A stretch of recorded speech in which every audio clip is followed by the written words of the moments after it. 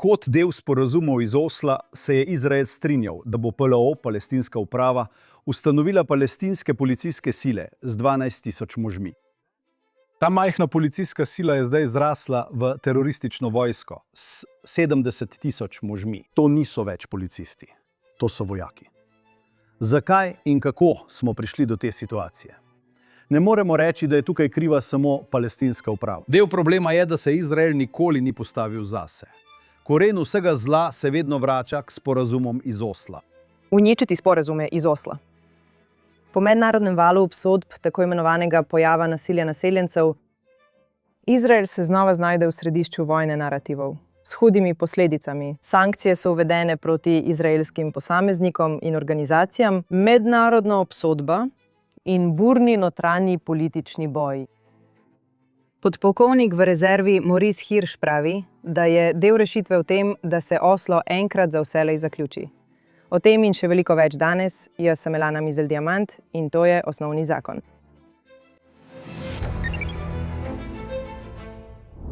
Pozdravljen, Maurice. Najlepša hvala, da si tukaj. Hvala, da ste me povabili. Veselje je moje.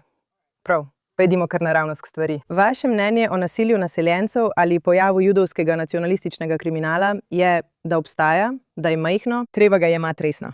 Njegov sloves po svetu je povsem nesorazmeren. Toda za vsakogar, ki mu je za to res mar, je ena prvih stvari, ki jih je treba upoštevati, ukinitev sporazumov iz Osla. Začnimo tam, ja.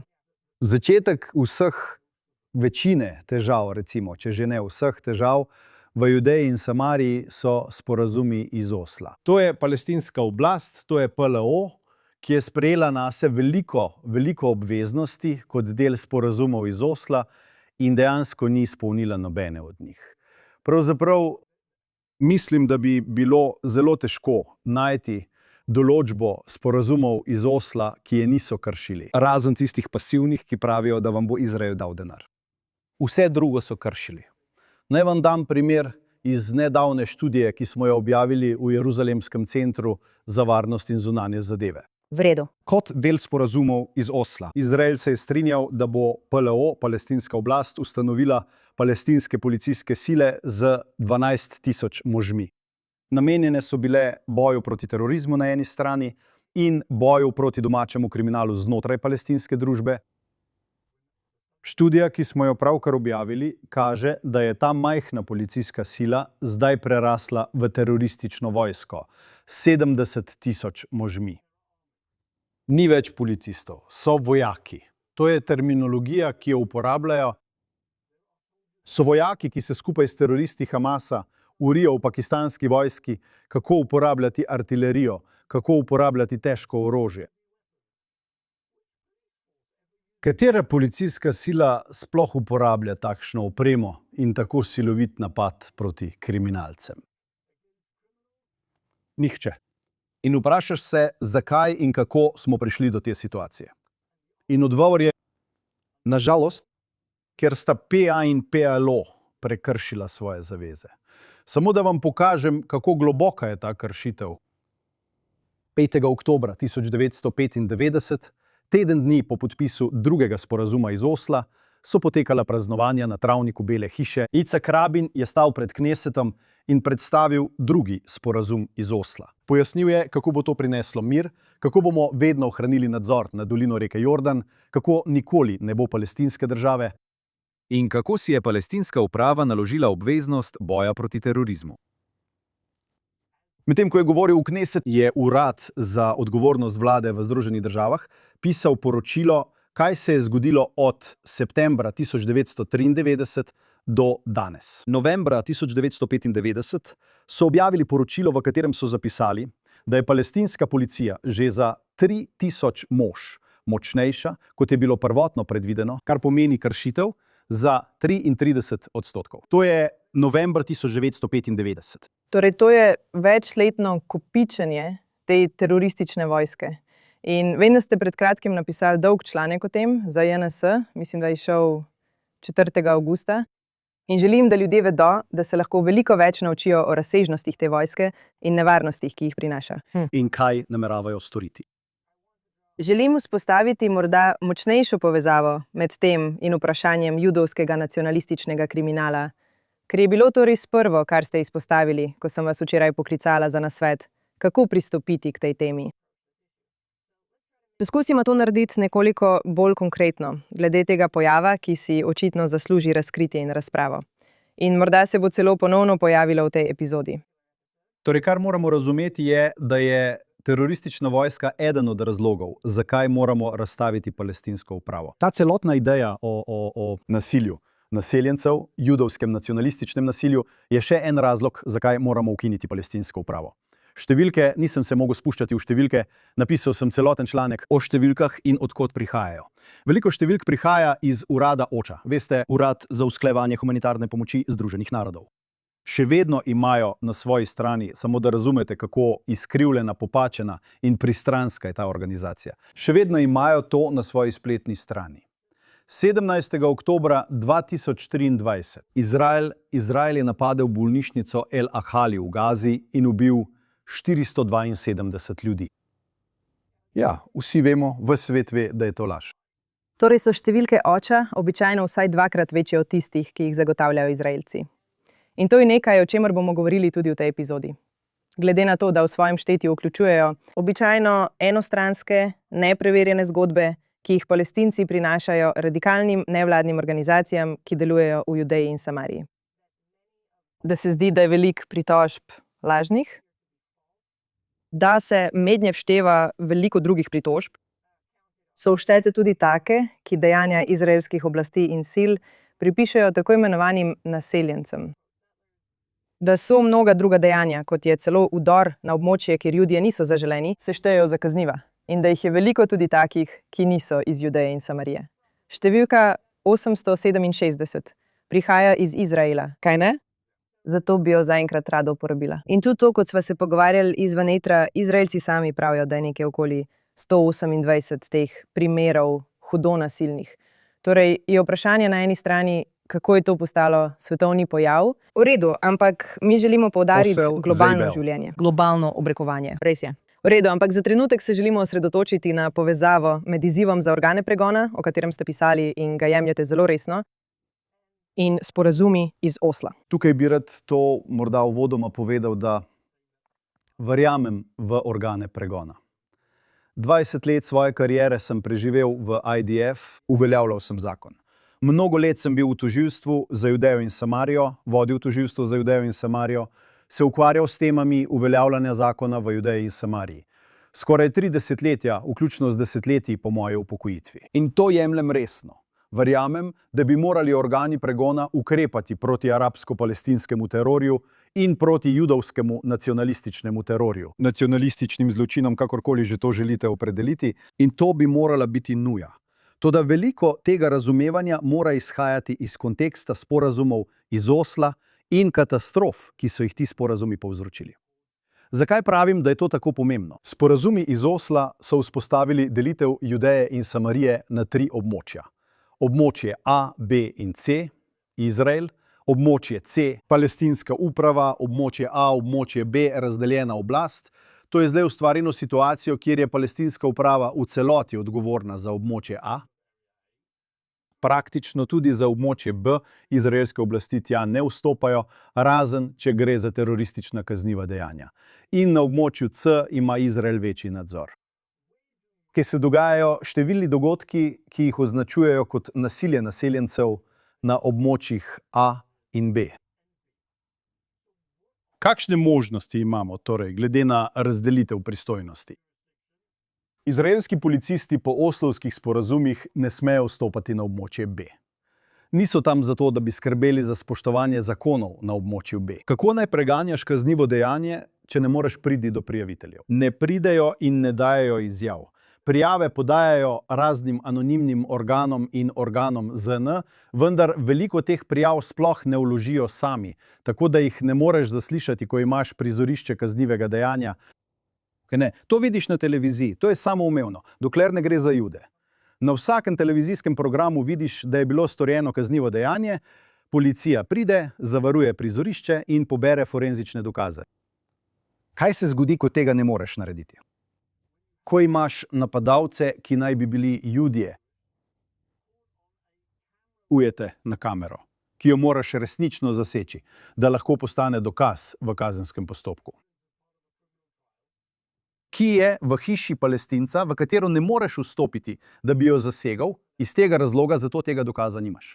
Posnetek kroži po svetu, vendar ga mi kot tožilstvo dejansko nimamo. In potem imaš kakšne dokaze boš zdaj poskušal predstaviti na sodišču, ko se od tebe pričakuje, da aretiraš te ljudi, katerih identitete morda sploh ne poznaš. Nimaš nobenih pravih dokazov, ki bi jih lahko predložil, in razen če sami ne priznajo zločina, za katerega jih obtožuješ. Tvoje možnosti, da bi v takšni preiskavi sploh dosegel kakršenkoli napredek, kaj šele pregon, so nične. Ampak in potem imate palestinsko oblast. Bil sem v pogovorih, naprimer, dal vam bom res ezoteričen primer, bil sem v pogovorih z enim, recimo jim zainteresirana stran, ne bom vam povedal, kdo je to, ki je vprašal, zakaj izražalsko tožilstvo in sodišča ne morejo uporabljati patoloških poročil. Resno. Prišli smo do najhujših primerov. Palestince ubijajo, patološka poročila palestinskih patoloških izvedencev. Zdaj morate razložiti, da Izraelci sodijo na civilnih sodiščih, civilna sodišča so podvržena izraelskim dokaznim pravilom, po teh pravilih je zdravnik patološki izvedenec, če želite tako reči, iz tuje jurisdikcije, ne more kar tako priti in predstaviti dokazov. Mora obstajati neka vrsta potrditve. Obstajati mora postopek, skozi katerega greš. Obrambni odvetniki Izraelcev, obtoženih kaznivega dejanja, morajo imeti možnost navzkrižnega zaslišanja in povsem spodkopati verodostojnost kateregakoli od patologov. To smo počeli pri tožilstvu za Judejo in Samarijo. Znova in znova, ko so palestinske oblasti pošiljale te patologi, katerih reference so vprašljive, njihova strokovnost je še bolj vprašljiva, ideološko so motivirani, da pridejo do vnaprej določene odločitve. In ko jih navzkrižno zaslišujete, jih je zelo enostavno razkrinkati. Torej, zakaj ne moremo uporabiti njihovih poročil? Ker niso vredna ničesar. Palestinska uprava je zaradi sporazumov iz Osla to spoznala. V rokah imajo pravo zlato. Po eni strani, zaradi sporazumov iz Osla, bodo preprečili izraelskim oblastem, da bi izvedle pravo preiskavo. Po drugi strani, na to bodo izkoristili dejstvo, da ni preiskave in ni pregonov, da bi po svetu širili obrekovanje o nasilju naseljencev. In Izrael naj bi podpiral to nasilje, ker naj ne bi bilo pregonov. V resnici pa je veliko pregonov. Veliko je aretacij. Tega pa nikomur ne povedo. In to ni zgodba, ki jo širijo. Zgodba je, da ni pregonov. Ni jih. Ne povejo pa zakaj. Predstavljajte si, da bi vsem povedali, da ni pregonov, ker ni dokazov. Nenadoma se zgodba nekoliko spremeni. Zato bi se rada morda osredotočila tudi na ta del obtožbe. Nočem napačno predstaviti tega, ampak vzemimo recimo nedavno kolumno Bretta Stevensa o tem. In to povem z veliko naklonjenosti in spoštovanja do Bretta, ki ga poznam, občudujem in je moj prijatelj. Ampak njegov osnovni poudarek je bil, kako sploh lahko greš. In organiziraš ciljne atentate sred Teherana, da odstraniš slabe fante, ampak se ne moreš spopasti s tem, kar praviš, da so le skupina raztresenih mladih odpadnikov, ki tekajo po hribih Judeje in Samarije. Torej, nekako se potrudi in opravi zadevo. In praviš, obstajajo vse te tehnične težave, ki se jih ljudje preprosto ne zavedajo, na eni strani, in na drugi strani omenila si še eno točko, ki se nanaša na obtožnice, ki dejansko obstajajo, stopnje obtožnic, ki dejansko obstajajo. In poskušam se natančno spomniti številk, obstaja, za tiste, ki jih to zanima, obstaja zelo dobro poročilo o tem, ki ga je pripravil Jeruzalemski inštitut za varnost in strategijo, ki sta ga napisala Gabi Siboni in Erez Weiner, kjer obravnavata ta pojav kot celoto in način, kako je bil. Pretirano uporabljen kot orožje proti Izraelu in kdo to počne. In o tem gredo v velike podrobnosti. Prav tako pa pojasnijo obtožnice. V redu, recimo, da za trenutek predpostavimo, da imate to stopnjo obtožnic. Pa naj bo to 6% ali 6,6%. Prav? Nedavno ste izjavili, da tudi ta stopnja ni izven pričakovanj, če pogledate recimo pregon kaznivih dejanj iz sovraštva drugje. Brez dvoma, že pred mnogimi leti, ko se je ta celotna kleveta o nasilju naseljencev začelo in to traja že zelo dolgo. Skoraj pred desetletjem, ko sem še vedno delal z NGO Monitorjem, pomagal sem pripraviti poročilo, ki se je ukvarjalo s trditvijo Yesh Dina, ene od izraelskih protiizraelskih organizacij, ki že dolgo vztraja pri tej temi in trdi, da je Izrael vložil obtožnico v le morda 8% primerov, kar je naravnost škandalozno. Tako smo napisali celotno študijo. Imenuje se Yesh Din's Fuzzy Math. Priporočam vsem, da si jo ogledajo, NGO Monitor. In kar smo v bistvu naredili, je bilo, da smo primerjali stopnjo obtožnic v Izraelu z državami po svetu za ta kazniva dejanja iz sovraštva. Kaj se zgodi, ko imate, na primer, obtožbo proti Izraelu? Naseljenci posekajo oljke. To je morda, recimo, da vzamemo ekvivalent. Nekdo, ne vemo kdo, neznani napadalec, je v New Yorku na zid sprejem narisal svastiko. Ne veš, kdo je napadalec. Tvoja možnost, da ga najdeš, je nič. Nimaš nobenih pravih fizičnih dokazov, razen če ne odvržejo spreja. Pločevinko spreja z njihovimi prstnimi odtisi na kraju zločina, kar se običajno ne zgodi. In tako imaš tam primerjavo prijav, ki bi jih morda lahko zabeležili, vendar so možnosti, da bi prišli do kakršnekoli resnične preiskave, nič. In potem imaš prijave, ki dejansko gredo naprej do pregona. In tako je v poročilu primerjava izraelske situacije s približno pol ducata držav po svetu. In kakšna je pravzaprav njihova stopnja aretacij, njihova stopnja ukrepanja organov pregona? Ali Izrael zaostaja? Ali res zaostajamo? In mislim, da je bistvo te študije bilo pokazati, da je odgovor ne. Izrael se pravzaprav zelo dobro odreže pri uveljavljanju zakonov. Številka 8% se morda ne zdi visoka. Ampak poglejmo, zdaj včeraj, še preden smo sploh govorili, jaz sem objavil tweet na svojem Twitter računu, kjer sem primerjal zločine iz sovraštva v New Yorku, mestu New York in zvezni državi New York, aretacije, pritožbe, aretacije in izvrševanje. Tako je bilo leta 2025. Približno 380 prijav. Od tega je bilo 128 aretacij, približno 37%. In če pogledamo državne statistike o pregonu zaradi kaznivih dejanj iz sovraštva, vidite, da približno 20 do 25% aretiranih dejansko pride do obtožnice.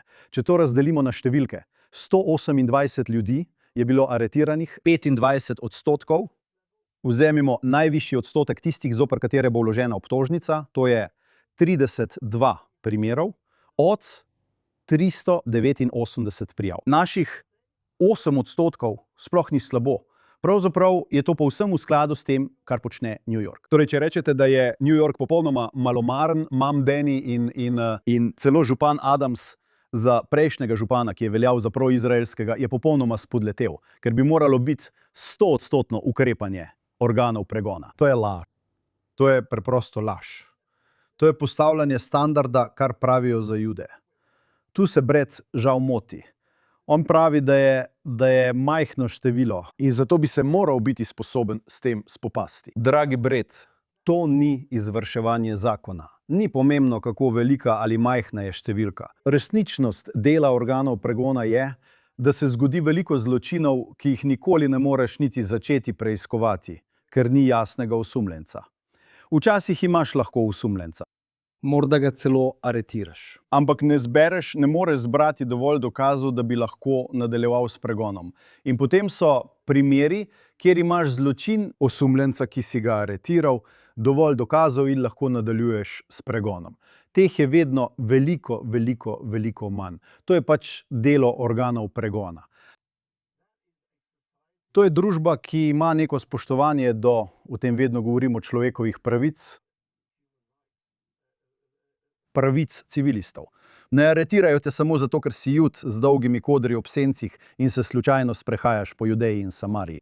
To te ne naredi za osumljenca. Nasilje naseljencev je čudovita trditev.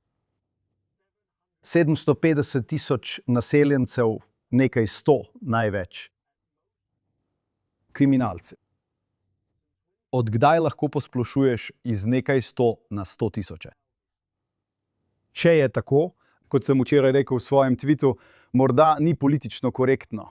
Če bi kdo to trditev izrekel o temnopoltih in rekel, da so zaradi nekaj temnopoltih kriminalcev vsi temnopolti kriminalci, bi vas označili za nasilnega, grozljivega rasista. Ampak ko gre za Jude, je to nasilje naseljencev. Sem naseljenec. Nisem nasilen. Nikoli nisem bil aretiran, nikoli nisem bil vpleten v zločin. Nikoli nisem sanjal o tem, da bi koga napadel. Moji otroci enako. Moji sosedje enako. Ne vem, če mislim, da je ena od ključnih stvari morda ta, da prenehamo uporabljati izraz naseljenec. Kar razumem, da ima zelo dobeseden pomen, s katerim nimamo težav, ampak seveda je bil uporabljen za namigovanje, da je življenje Judov na tem delu naše biblijske domovine nelegitimno, kaj šele nenaravno. Torej, ali veš, kako se to navezuje na začetek najinega pogovora? No, rada bi, da mi poveš kaj. Hello. Odgovorno za širjenje te ideje naseljenca kolonialista.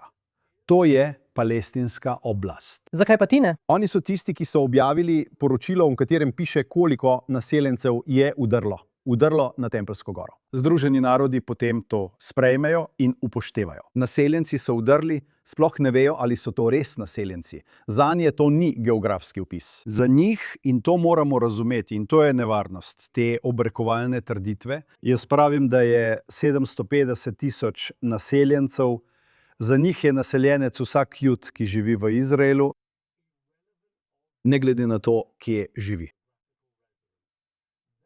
To je tudi Brec pregledal.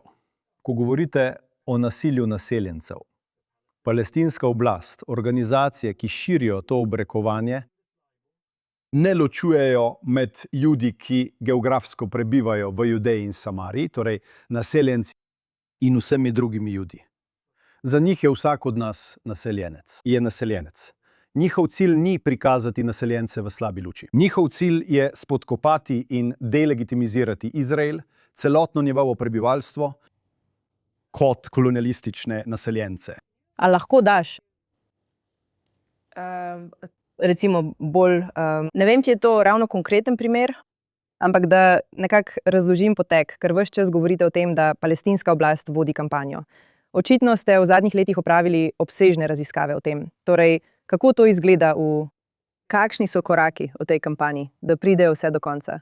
Do nalogov za aretacijo Netanjahuja ali Galanta ali do sankcij proti izraelskim posameznikom ali organizacijam, za katere ni bilo dokazane nobene krivde. Veste, kako pridemo od točke A do točke Ž? Torej se začne znova. To je to. Korenina vsega zla so vedno sporazumi iz Osla, V redu.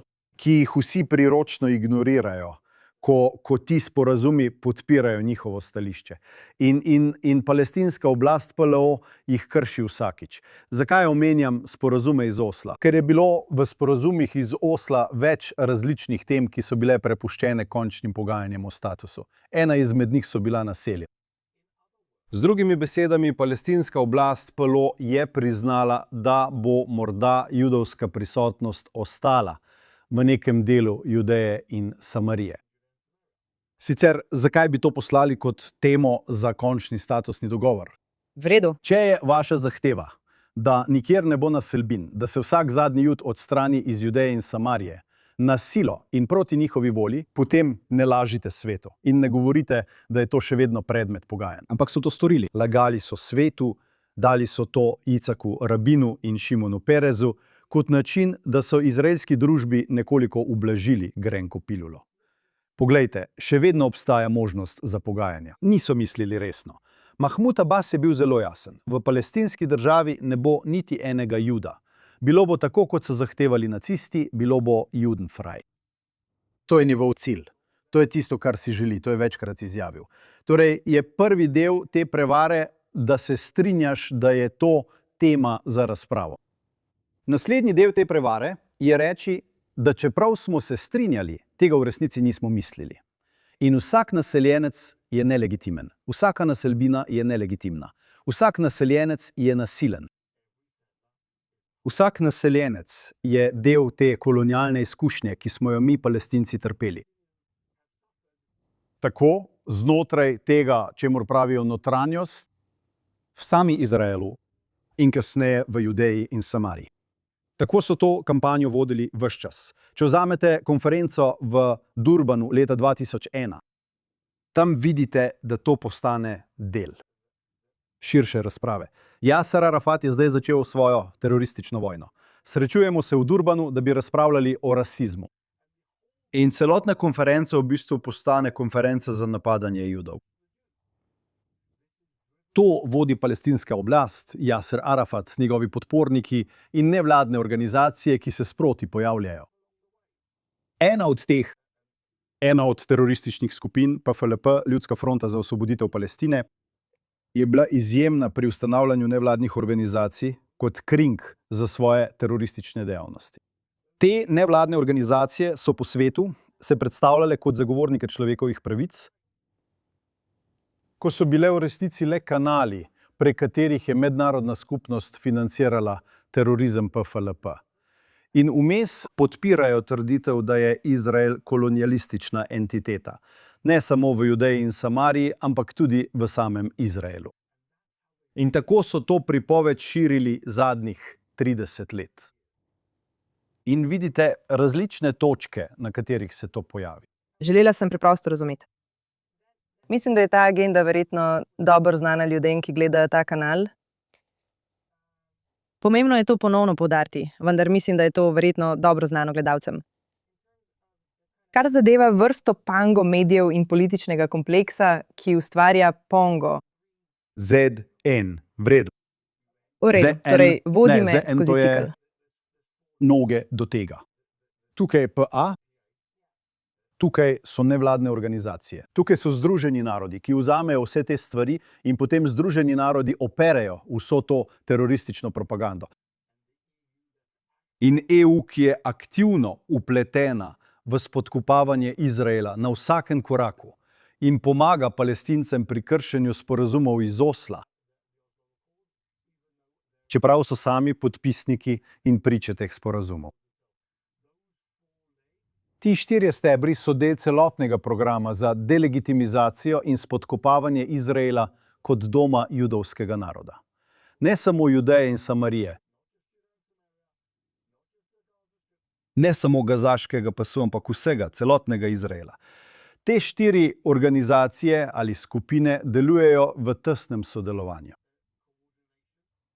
Združeni narodi sodelujejo z nevladnimi organizacijami, vključno z nevladnimi organizacijami, ki so krinka za teroristične organizacije. Evropska unija zamiži na eno oko in reče, veste kaj, vemo, da palestinska oblast plačuje plače teroristom, ampak mi ne bomo jim pomagali pri njihovem splošnem proračunu. Financirali bomo samo plače učiteljem. Ampak to so učitelji, ki učijo otroke, naj vstanejo in gredo ubijati Jude. To so učitelji, ki poučujejo učni načrt palestinske oblasti, ki je poln rasizma, spodbujanja terorizma in poveličevanja teroristov. To so učitelji, ki poučujejo na dekliški šoli Dalal Mugrabi. Dalal Mugrabi. Njena edina slava, za gledalce, ki ne vedo, edino po čemer je znana, je, da je sodelovala pri umoru 37 ljudi v terorističnem napadu leta 1978 na obalni cesti. 25 odraslih in 12 otrok. Vzela je dojenčke, iztrgala jih je iz rok njihovih mater in jih vrgla v goreči avtobus. To je pošast. V palestinski upravi so šole poimenovane po Dalal Mugrabi. Dekleta so vprašali, no, kako se počutite, ko obiskujete šolo poimenovano po Dalal Mugrabi? Želimo ji slediti. Ona je naša junakinja. Res? To je tisto, kar financira EU. Oni to vedo, videli so to, slišali so to, dobili so dokaze in vendar so še vedno tam. Zato želim na to pogledati z nekoliko drugačnega zornega kota in sicer Matan Vilnaj in varnostni uradniki, to pismo, ki je bilo poslano v Belo hišo. Očitno po precej groznih novicah, veste, zaradi žrtev, ki smo jih utrpeli v Kvarutelu. In potem se zdi, da je sledil nekakšen maščevalni napad po tistem palestinskem napadu na to skupino pohodnikov. Tako so poslali to pismo prav v tistem trenutku, ko je Netanjahu odletel sredi. To je preprosto vojna za obstanek, v kateri poskušamo načrtovati naše naslednje korake. in se osredotočajo na ta judovski nacionalistični zločin kot na nekaj, kar se zdi kot eksistenčna grožnja za Izrael. Kar poskušam razumeti, je to. In pravzaprav se želim izogniti pasti, da bi rekla, no, saj so samo skupina levičarjev, kaj ne? Preveč preprosto, prelahko. Veliko njih je v mnogih pogledih vojnih junakov. Dali so svoja življenja za varnost države. Zakaj je temu tako, kaj ne? Poleg dejstva, da je očitno politična razdeljenost in da je enostavno narediti, da Benjamin Netanjahu izpade neumen in da greš na roko temu svetovnemu narativu, lahko rečeš, da obstaja veliko preprostih razlag, ampak jaz poskušam ugotoviti. Ti ljudje so svoje življenje posvetili reševanju te težave, ob predpostavki, da so iskreni, da so pošteni. Kaj si mislijo? Tako mislim, da njihov miselni proces poteka takole. Oni, podobno kot mnogi drugi ljudje, so razumeli, da je obtožba o nasilju naseljencev postala priljubljena kot kampanja in je dobra kampanja za promocijo tega, kar je v resnici njihov cilj. Ko vprašaš iste ljudi, ali verjamete, da je mogoče ustvariti palestinsko državo poleg Izraela, njihov odgovor ni le, da je to po njihovem mnenju mogoče. To je nujno, da bi pomirili svet, da bi branili Izrael. Dali vam bodo veliko različnih izgovorov, zakaj menijo, da je to prava pot naprej. In uporabili bodo vsa možna sredstva, da bi dosegli ta cilj. Če lahko ta cilj uporabijo kot sredstvo za napad na Netanjahuja zaradi nasilja naseljencev, kot sredstvo za napad na premierja Netanjahuja, zaradi sestave njegove koalicije, vključno z strankami, ki bi jih morda šteli za bolj desničarske in bolj, kot bi rekli, fanatične in mesijanske, ter vse vrste superlativov, ki jih tam dodajajo, popolnoma ignorirajo dejstvo, da je Izrael demokracija. Judje lahko volijo katerokoli stranko želijo. Arabci lahko volijo katerokoli stranko želijo. In zato, samo trenutek, zato bodo to rekli. Oni to bodo rekli, ker jim ustreza podpirati svoja politična stališča. V redu. Ampak mislim, da je vprašanje, pišete o več kot 60.000 glavi teroristični vojski, ki je prevelika policijska sila, ki jo urijo tuje vojske, a očitno ne upravlja policijskega dela. Ne borijo se proti terorizmu. Ne borijo se proti terorizmu. Prav. In vi pravite, da v bistvu prežijo. Predvidevam, da te informacije niso zaupne in da jih ljudje na položajih, o katerih govorimo, poznajo. In to očitno ne omaja vere v idejo o palestinski državi. Kar pomeni, kakšna je razlika med nevarnostjo, ki jo vidite vi, in nevarnostjo, ki jo vidijo oni. To je samo ta utopična želja. Toliko teh ljudi, ko se vrnete nazaj in pogledate, kako se je razvila ta teroristična vojska, boste videli, da je veliko teh ljudi, ki so zdaj del teh poveljnikov za izraelsko varnost ali kakorkoli se že želijo imenovati, vključno z Matanom Vilnijem, so bili na ključnih položajih v ključnih letih, ko bi lahko postavili najpomembnejši argument. Včasih so bili sporazumi iz Osla kot pokvarjena ura, ki dvakrat na dan pokaže pravi čas. Sporazumi iz Osla so Izraelu dali pravico veta na katerokoli ime v varnostnih silah palestinske oblasti. To bi lahko uporabili kadarkoli. To bi lahko uporabili, da bi rekli, da ta terorist ne bo tam. To bi lahko uporabili, da bi rekli, morate se omejiti na 12.000 ljudi. Policist številka 12.001 ni. Ne bo del sile, ker smo na to vložili veto, ne zaradi njegovega ozadja, ampak ker je sila dosegla največje dovoljeno število. Potem se ozreš nazaj in rečeš, kdo so bili pripadniki IDF, ki so to nadzorovali, ki so bdeli nad tem, ki so bodisi si zatiskali oči, priporočili naj si zatiskamo oči, ali pa niso opravili tega, kar bi morali. In so v resnici spodkopali temelje Osla, ker so mislili, da je to prava pot naprej. V mnogih primerih boste našli kar precej prekrivanja med temi stvarmi. In tako se začne. Majhno, potem pa se razvije naprej. In to je del problema. Ne moremo reči, da je tukaj slaba samo PA. Del problema je, da se Izrael nikoli ni postavil zase. Nikoli se nismo postavili zase. Nikoli nismo rekli, veš kaj, vsega je konec. Kršili ste prav vsako določbo sporazumov iz Osla. Midva lahko razpravljava, kot da so sporazumi iz Osla še vedno v veljavi, kot da so še vedno pomembni. Jazz, Palestinska uprava jih je opustila pred 20 let. Ne vem, če lahko zapustiš nekaj, česar nikoli nisi zares sprejel. Ampak v redu. Vrnimo se za trenutek k vprašanju judovskega nacionalističnega kriminala. In spet bom povezala to z Oslom, ker si res želim. Res želim utrditi to povezavo med specifičnim problemom, o katerem govorimo, in rešitvijo, ki jo ponujate, s katero bi se morda ideološko strinjala, ampak rada bi to povezavo še nekoliko bolj utrdila. Torej, kakšna je bila vaša izkušnja, ko ste se spet ukvarjali s tem, kar ni vedno resno, ampak občasno resno? Manjši obseg kriminala, ki jih je zagrešilo nekaj 100 ljudi, veste, 70 najbolj zagrizenih hujskačev, še nekaj 100 okoli njih. Ljudje, stari med približno 12 in 28 let, včasih res mladoletniki. Kako je torej poskušati obvladovati ta pojav, ki ga vi, kot nekdo, ki živi na tem območju in kot nekdo, ki je imel visoko pravno funkcijo v vojski, spet jemljete zelo resno? Torej, ko se soočate s tem izzivom kazenskega pregona pri teh vrstah kaznivih dejanj in res imate celoten spekter ljudi in nekateri od teh ljudi, moramo si tudi sami pošteno priznati, so izjemno inteligentni. Vendar so tudi izjemno nasilni. Znajo manipulirati z drugimi ljudmi, tako da sami, skoraj kot organizirani kriminal, ostanejo čisti. Medtem ko imajo drugi ljudje lahko težave. Pošiljanje mladoletnikov je najboljši način za to. Zakonodaja v Izraelu, kar zadeva kazenski pregon mladoletnikov, je verjetno med najnaprednejšimi sistemi pregona v primerjavi z večino evropskih držav. Naši zakoni so zelo usmerjeni v najboljše interese otrok, kot bi morali biti. Zelo so usmerjeni v alternative zaporu.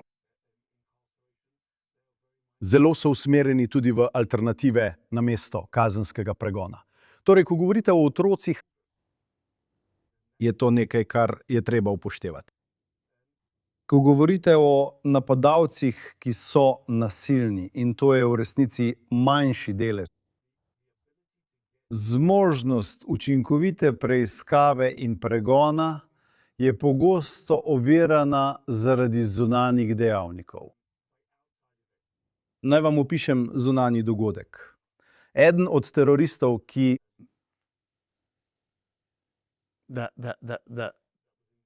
je bil preiskan v obdobju, ko sem bil v tožilstvu, ne bom navedel natančnega časa, ker bi to lahko razkrilo različne stvari. Nam je povedal, da je prebral priročnik, ki ga je napisal Žic, o tem, kako se obnašati med preiskavami Šabaka. Terorist ga je prebral. Palestinski terorist je prebral priročnik, ki ga je napisal Jud, kako ravnati z preiskavami Šabaka.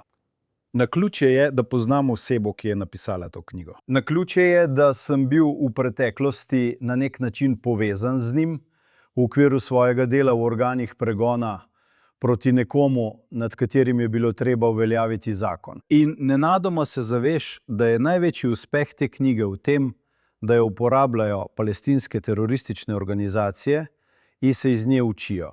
Tako da nekateri od teh ljudi res, ko organizirajo ta zločin, ko organizirajo nacionalistični zločin, podkopavajo kakršnokoli sposobnost organov pregona kasneje. To je dobesedno enako, kot počne organizirani kriminal. In žal, to je situacija, v kateri smo. Imamo arabske teroriste, ki se dobesedno učijo iz tega. To, vodnik, kako se upreti ali zamolčati informacije kot del preiskave, s kom govoriti, s kom ne govoriti. To je vse del, žal, delovanja organov pregona. Tako pač je. To ne kaže nobene zlobe na strani Izraela, ne kaže nobene šibkosti Izraela. To je preprosto del delovanja organov pregona. Obstaja v vsaki jurisdikciji. V redu. In to je tudi bistvo za Bretta Stevensa. Razumite, kaj pomeni delovanje organov pregona, preden dajete nasvete o tem, kaj mislite, da je mogoče. Ta standard 100% aretacije in pregona je iluzija. To se ne dogaja nikjer drugje.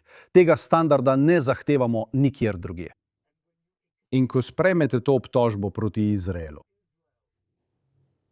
in postavite ta poseben standard za Jude, igrate vlogo v tej propagandi, namesto da bi bili dejavno del rešitve. Ne vem, če bi lahko bolje zaključili, ampak vseeno bom postavila še eno vprašanje. Kaj točno mislite s tem, da končate sporazume iz Osla? Kaj se zgodi? Mislim, da je to odločitev, ki jo je Kaj pa treba glede sprejeti. izraelskega prava? Glede zakonodaje je bilo sprejetih več zakonov, ki so bili uvedeni oziroma sprejeti po oslovskih sporazumih, po prvem dogovoru in nato še po drugem dogovoru. Predvsem se ukvarjajo z različnimi vidiki oslovskih sporazumov in zlasti z izvajanjem, naprimer pobiranjem in prenosom davkov palestinske oblasti. Toda ti zakoni morajo biti razveljavljeni.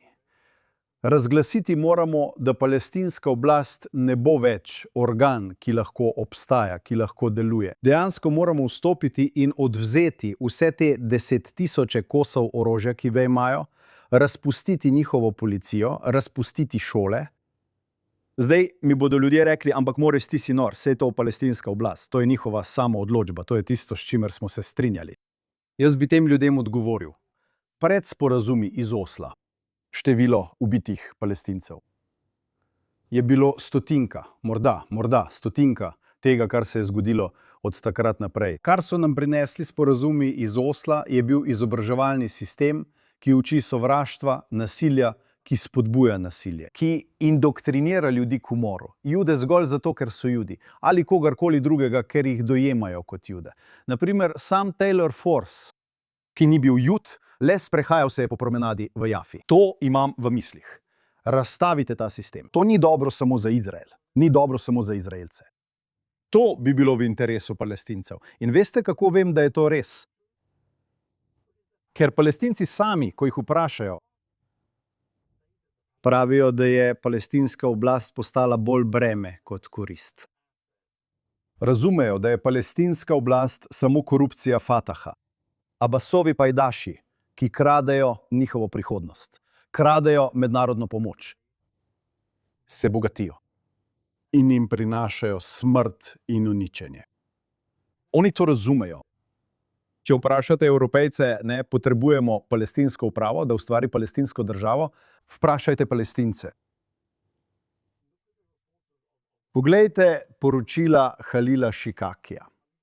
Dr. Halil Šikaki vodi Palestinski center za politične in anketne raziskave, PCPSR, pozabljam točno ime, in raziskave z anketami. Ja. Preberi študije. Poslušaj, kaj Palestinci govorijo, dobro in slabo, ko pravijo, da želijo ubiti vse Jude in uničiti Izrael.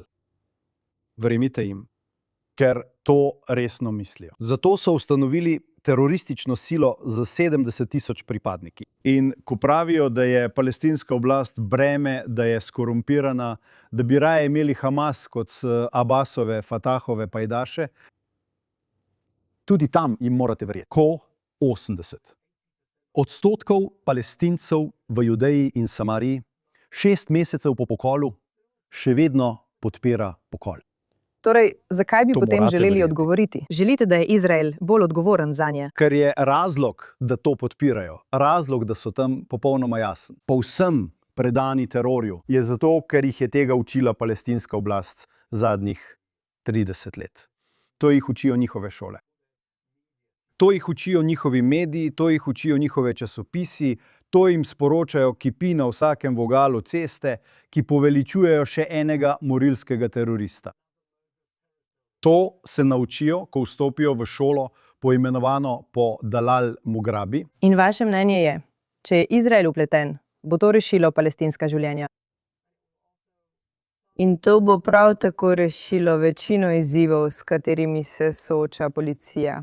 Spet pri majhnem številu resnih dogodkov. Da resnično verjamem, da bi razpustitev palestinske oblasti in iskanje neke druge oblike upravljanja, očitno, bo rešilo tako izraelska kot palestinska življenja. Dogodek 7. oktobra se je lahko zgodil samo zato, ker je Mahmud Abbas leta 2005 zahteval, da se Hamasu dovoli sodelovanje na volitvah palestinske oblasti. Prepričal je Američane. Od Američanov je dobil $15 milijonov, da bi zmagal na volitvah. Izgubil je. To je problem. Tako lahko prevzamejo Gazo, ker so zmagali na volitvah. Ni bil državni udar. Zmagali so na volitvah. In to bi se zgodilo tudi v Judeji in Samariji. Če se bo palestinska oblast nadaljevala, Hamas bo spet zmagal. Torej, kam mislimo, da gremo s tem? Rada bi se vam zahvalila, da ste se nam ta teden pridružili. In upam, da se lahko veselimo prihodnjih pogovorov, morda bolj Toda veselih. prihodnost je svetlejša od možnosti, da palestinsko upravo pustimo takšno, kot je. To je tisto, v kar resnično verjamem. Cenim, da ste prišli. Veselim se, da bomo morda v prihodnosti še bolj poglobljeno razpravljali o nekaterih teh temah na bolj tehnični ravni. In se vidimo naslednji teden.